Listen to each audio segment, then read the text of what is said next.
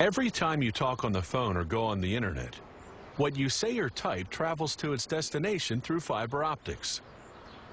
Voice and data gets transmitted via pulses of light through hair-thin glass fibers.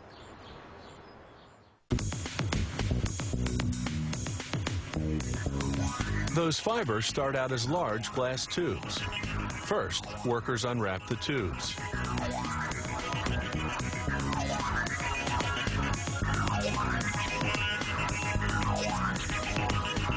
Then they submerge them in a corrosive bath of hydrofluoric acid that removes any oil residues. Then they set a tube into each end of a lathe.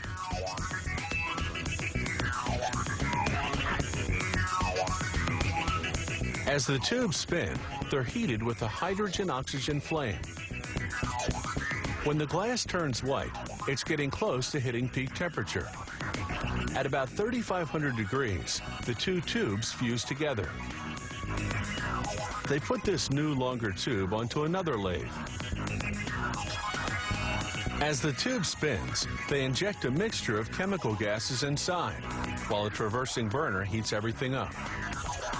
The gas mixture contains liquid forms of silicon, an abundant chemical element found in nature, and germanium, a chemical element similar to tin that's used as a semiconductor in transistors and other electronic devices. As the gases heat, they undergo a chemical reaction that leaves a white soot on the inside of the glass tube. The heat fuses the soot, forming what will eventually become the core of the optical fiber. The glass tube itself will form the fiber's covering. When there's enough fused soot, they turn up the heat until the soot itself turns into glass. Then they heat the glass tube enough to soften it, and to soften the new glass inside. The intense heat eventually makes the tube collapse on itself to form a solid rod. The internal structure of the optical fiber has been achieved. But it's in the form of a big bulky rod called a preform. So the next step is to thin it out. First, they excise the preform from the uncollapsed section of the glass tube.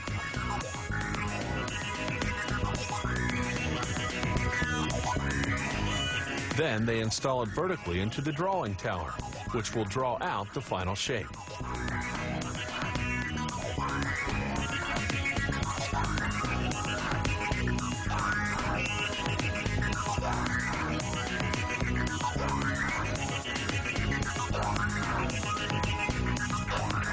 The drawing tower's oven heats one end of the preform to 3,600 degrees.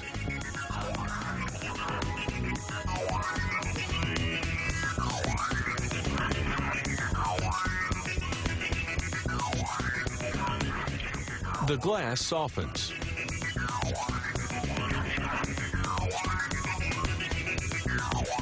Gravity helps pull it down, like honey dripping from a spoon.